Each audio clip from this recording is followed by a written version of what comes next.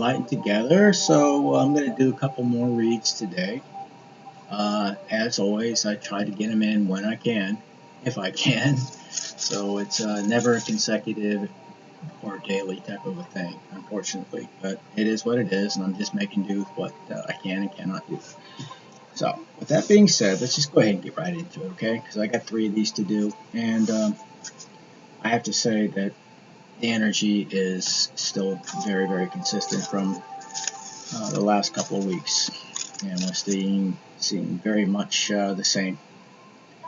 So let's just start with the overall weekly energy, the energy that we pulled for that particular slot overall, the umbrella energy, regardless of what follows and so on. That's the encompassing energy in which it falls under, okay?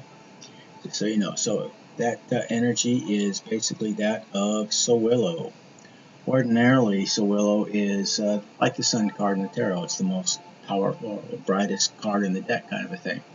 But unfortunately, it's reversed for the overall energy for this week. So we're talking about blocked energy, stagnation. We're talking about darkness and obscurity.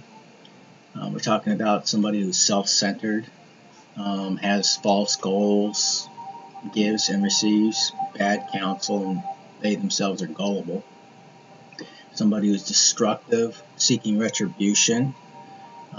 Somebody who's also experiencing, or will be very soon, the wrath of God and casting down of vanity. Apparently, the ancient Christian writings, as far as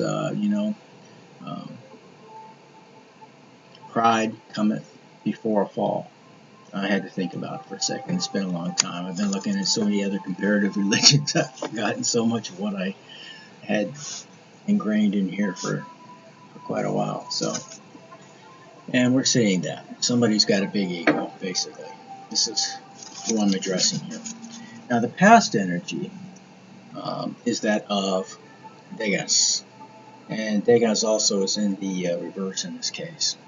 Now, Degas, again, is echoing the idea of obscurity, confusion, and chaos in this case. Talks about attitudes, radical changes, a completion of something. It talks about endings, limits. It talks about coming full circle in something, hopelessness, incomplete. Just incomplete transformation. So somebody who may have started or wrestled with the idea, going back and forth with actually committing to doing the inner work, I guess, is back at it again. So we all have those moments, those lapses, and so on. And it's okay to do certain things as long as it's done, in moderation. But what we're seeing here is somebody who's out of control, can't control themselves. They have shiny toy syndrome, where anything that's shiny new, they run that way, even if they're in a committed relationship. Somebody who, I'll just leave it at that. That applies to anything materialistic, okay? And relationships in particular is what I'm getting here. But somebody with attitude problem, somebody who is being forced to change. They're going through radical changes, in fact. Endings, again, reaching limits, coming full circle. It echoes pretty much the same energy that we got for the overall encompassing energy of Sowilo in the reverse. So it's, again, what we're seeing here is pretty concise. Okay. Now, as far as the present energy was concerned, what we have is Nauthiz. Nauthiz is in the upright. This is typically our needs rune.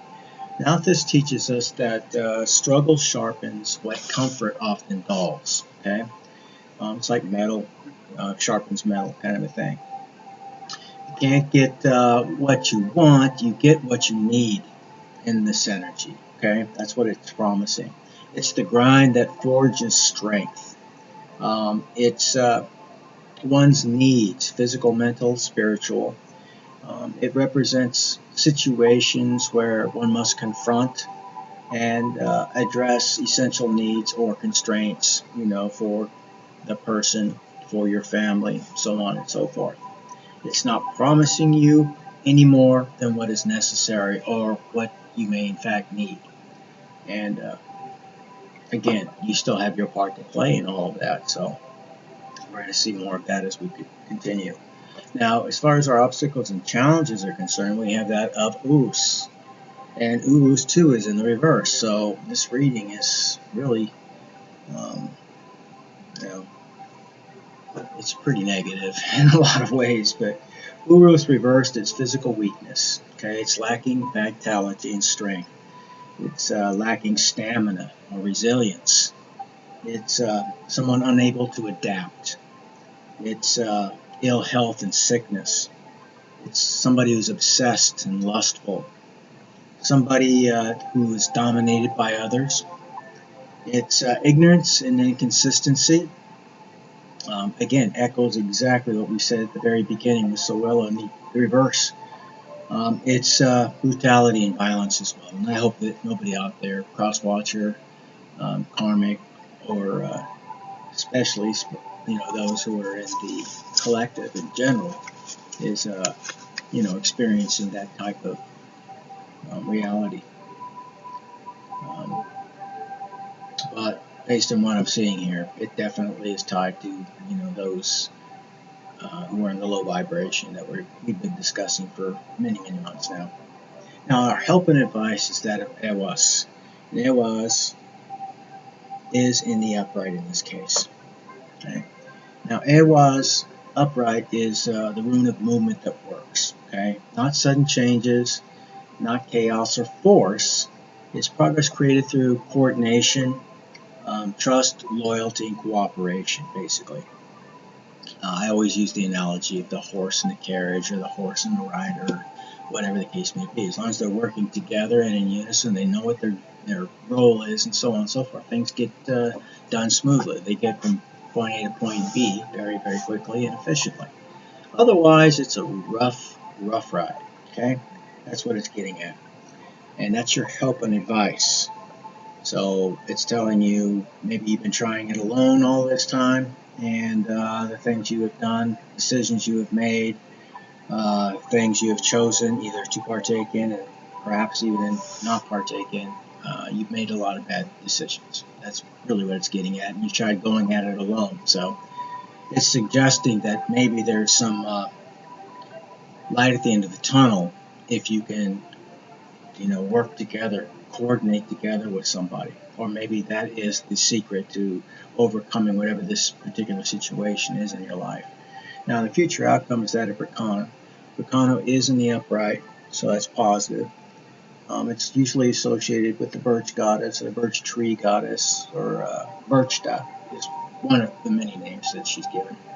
And again, it's likened typically to like Mother Nature, Mother Gaia, or whatever, but it's not quite the same. She has a lower or lesser set of responsibilities than either of those two things, but very similar, and takes on many of the same responsibilities and roles of many other goddesses from many other cultures. Again, so I find this fascinating when I start to see these comparisons. But in the upright, it's rune of quiet beginnings. Again, it's not about conquest. It's not lightning bolts and fireworks going off. It's growth. It's a reminder that real power often looks soft at first. Okay? It's about renewal and fertility. It's nurturing. It's really encompassing the feminine aspect of things. Okay?